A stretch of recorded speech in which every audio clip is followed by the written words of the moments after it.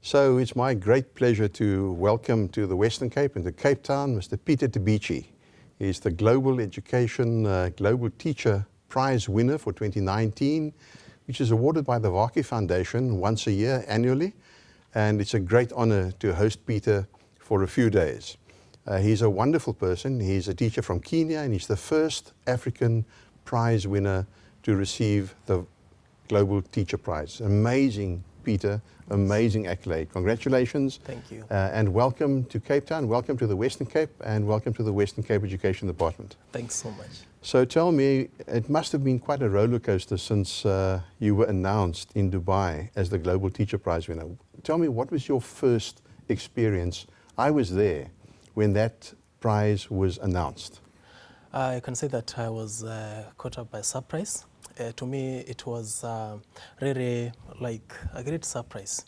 And later on, I felt happy, and I had to really try to cope with that new status. Yeah. And Peter, what has your life been like since March? Give us a few of the highlights from March to now.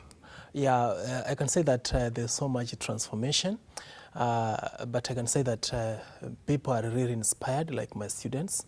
So even in the community, so we have even the local government who have really improved the infrastructure, like the roads, and then even there are pledges to really work on the school infrastructure. And then I can say that even my students are so happy, and they are so much inspired now, working hard. It's a different atmosphere in the school.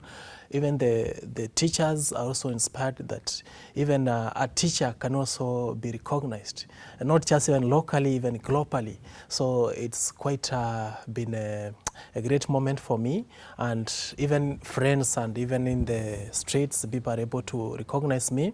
But I believe that that is really the way to go, that even teachers can also be considered to be like superheroes.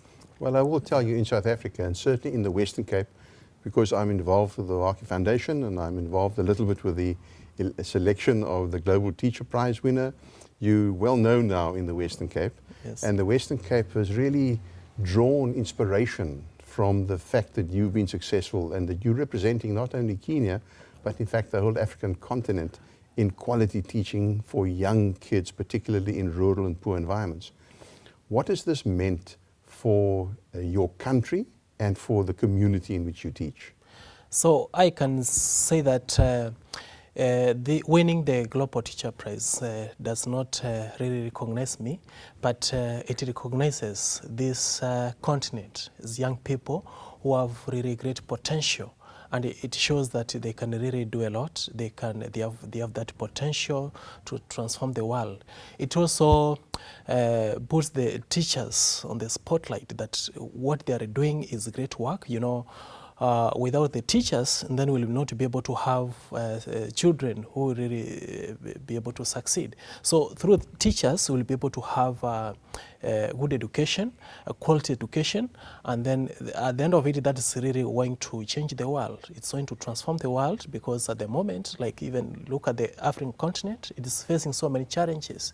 You know, we have food insecurity, water shortage, there is fourth industrial revolution, there is that challenge, climate change, political unrest, and so on and so forth. So good education, quality education is what is really going to really address some of those challenges, and I'm very sure it's a great moment, and there is great promise that Africa is really going to shine. I'm very optimistic. Wonderful. Now, you're a science teacher like me. I'm also a science teacher. It's a great affinity that I have. Tell me a little bit about your students and the nature of your school.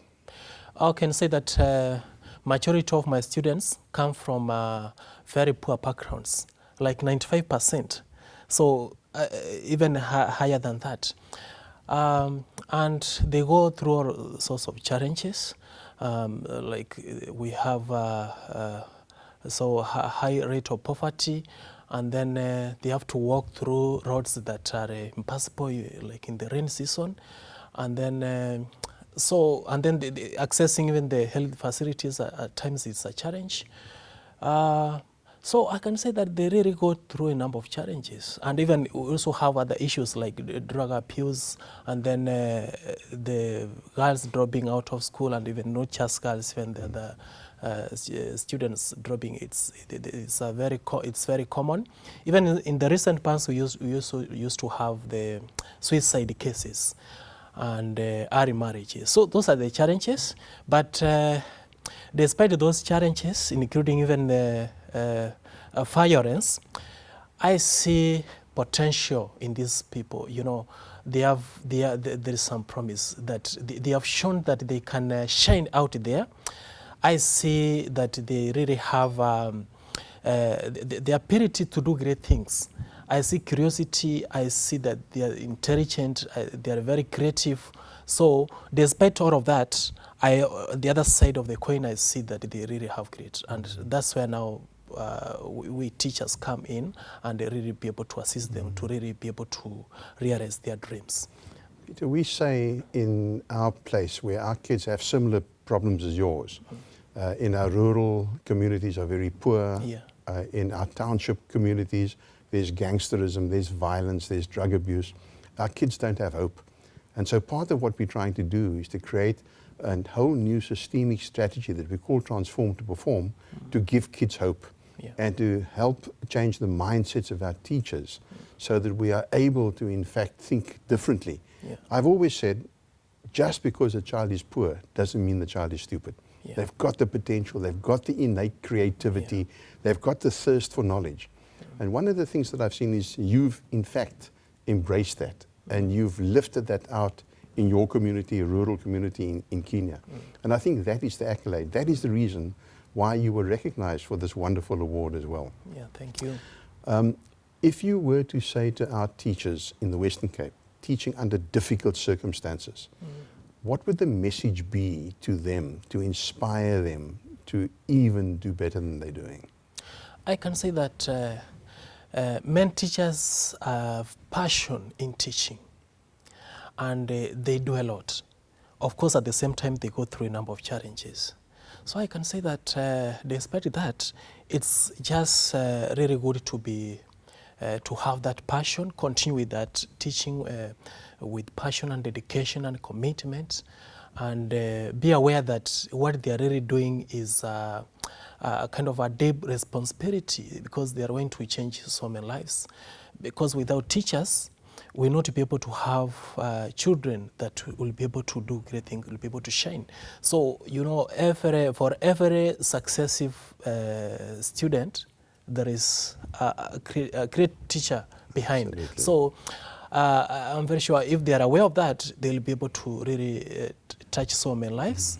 And therefore, irrespective of those challenges and what they go through, it's really good to really be creative. You know, as a teacher, you have to be creative, try to really assist the students,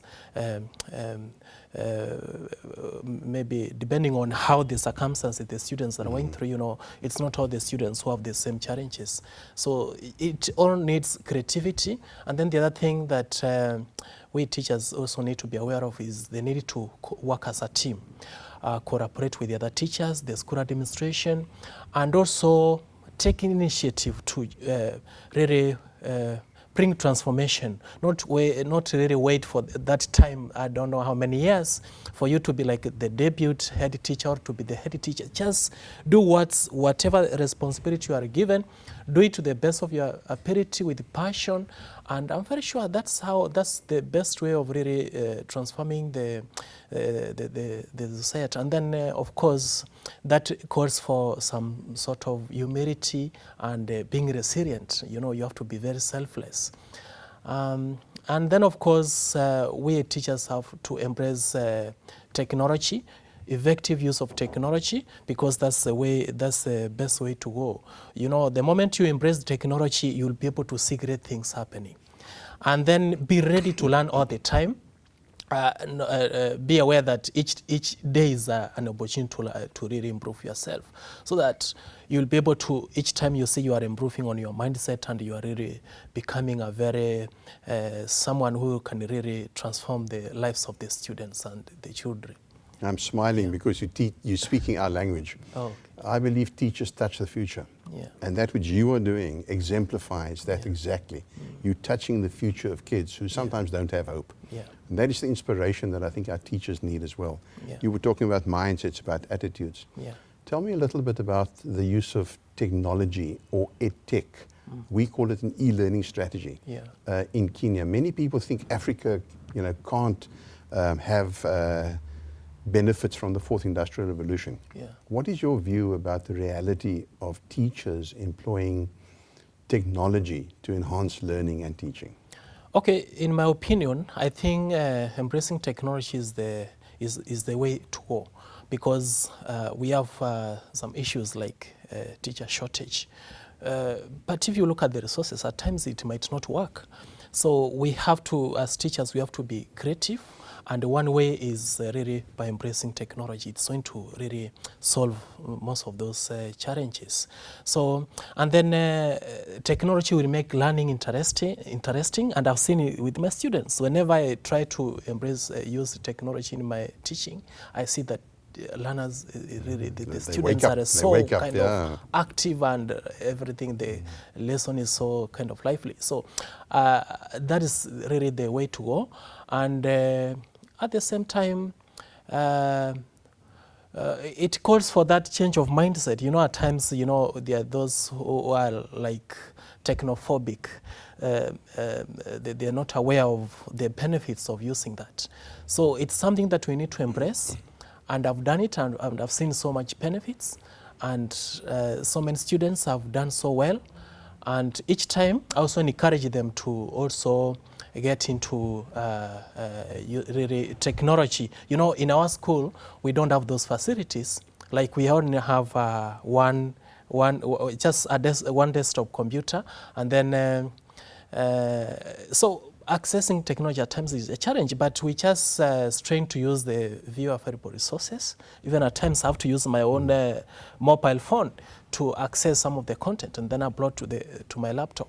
So I can say that it requires creativity, and then at the same time, it also requires a teacher to also even encourage the students to do it. Yeah. Like we have students, willingness. So we don't have ICT offered as a subject in our school, but because I know the value of that, I had to really try to really teach my learners, the students who did so well in some science competitions, to have some ICT skills.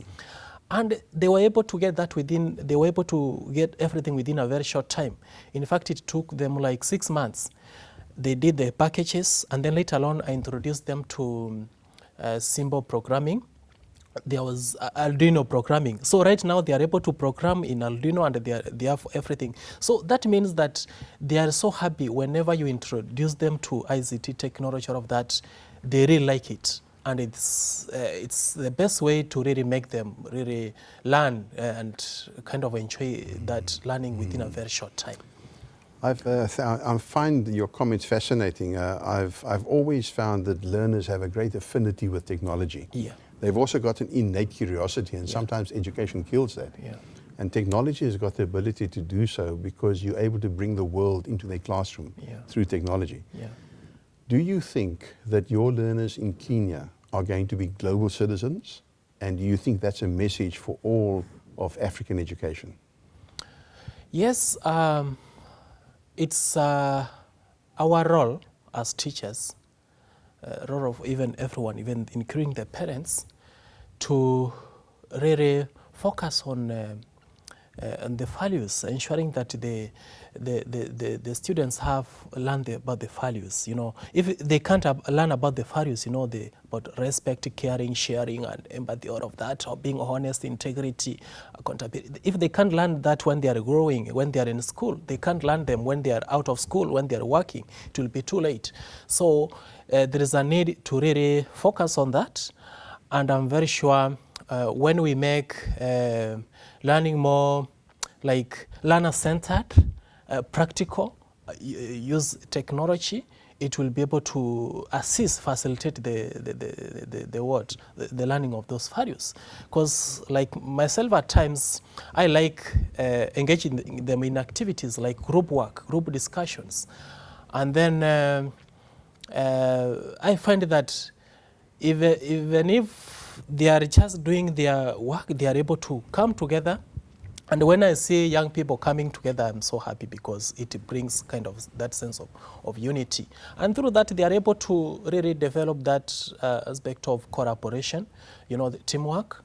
And then they are able to respect each other. They now start running, respect. And then when they're doing so well, like recently when I introduced them to say that about ICT, when they realize that they are doing so well, it also raises their self-esteem, and then they also become very creative. So, and I believe that is the way, that's what we need to do as teachers to really start really imparting this knowledge and the values, not just knowledge, also the competencies to enable them really be ready to face the future challenges and be very useful people in the society. So colleagues, you've heard me say many of these things, and I promise you I've not briefed Peter Tabichi on our strategies and everything that we're doing. You're speaking about values, you're speaking about mindset, you're speaking about the attitudes of people, and that's exactly the things we're trying to do. And we're trying to do that across the entire system, not in one school, not in 100 schools, but to have impact. We want to do that across the entire education system in the Western Cape province. We think that we will succeed. It's a 5 to 10 year strategy. It's ambitious. It's not done at the scope anywhere in the world, but it's exactly taking that which you speak of in rural Kenya, in your school, in your community, and make that relevant across the entire education system in the Western Cape. So it's ambitious, and I thank you for sharing those ideas with me. You can also hear, if you listen to Peter Tabichi, why, in fact, he was awarded the Global Teacher Prize in 2019. A teacher with heart, a humble person, someone who is thinking about giving the life chances of his learners an opportunity and prepare them for the global citizens which they will be. Just one or two further questions. Perhaps I can just ask you, so the Global Teacher Prize comes with some money. People have heard this. So have you suddenly had a demand for sharing that money in various places? Have people knocked on your door? Yeah, it was quite hard for me. Even right from the first, the first day when I was declared as the winner, I was receiving messages from friends, from family, from teachers, even some saying that give me just just 1 million, So it's 100 million in Kenyan shillings. So they just tell me, give me 1 million, and that will be enough. But now it's so hard, And then I also receive a number of letters and people wanting support, financial support, sickness, and school fees, all of that. And there are so many. So, but I know that people have needs, People have needs, even including myself. But now I have to look for a way of really being orderly. I have to be organized on how to go this, not just a matter of giving out the money. So I can say that because it was a recognition of these great continents, young people, so I have to really focus on what it's meant to do and what I had planned earlier on. And basically it will be on education, and of course on the few challenges in the community. So like now we have food insecurity. Where I come from, there's food insecurity. There's also an aspect of at times violence and all of that. So I have to do something to really address those challenges. And then in the school, we don't have facilities, like we don't have the library. There's no kitchen. There is no, even the classrooms are not enough. Lab apparatus, and so on and so forth. So I'll try to use this, I see this as an opportunity to really try to address some of those challenges. But I'll not just be focusing on just my local community. I also see this as an opportunity to inspire others. So that's why I'm also trying to think of ways of partnering with the local and the global kind of institutions, so that we look for ways of having like things like exchange programs, you know, partnering and so on and so forth. So I see a lot of a lot, and I'm very optimistic that we are going to have some transformation, and of course people are so happy already. Even if I've not given out any money, people are so happy and inspired, and I'm so happy because of that. Yeah. So even my own father, my father was also one of the people that inspired me. For him, is a very kind of someone really I like, and he has not even asked me money for any money. He's just happy and is so much so proud. He's so proud and very happy that I won, because for himself he was also a teacher and he was very passionate about teaching, and therefore that's all. And it shows that teachers can as well really transform. A teacher can even rise to be like a superstar. Yeah. So Peter, thank you very much for entering into conversation with me. I'm sure that we will still have many conversations. There'll be many questions from our teachers and from the education fraternity. Congratulations again for your wonderful achievement, and also for the work that you will do in plowing this back in inspiring teachers and inspiring young people. Thank you very much indeed. Thank you. It's been absolutely my pleasure. Thank Congratulations. You. Thank you.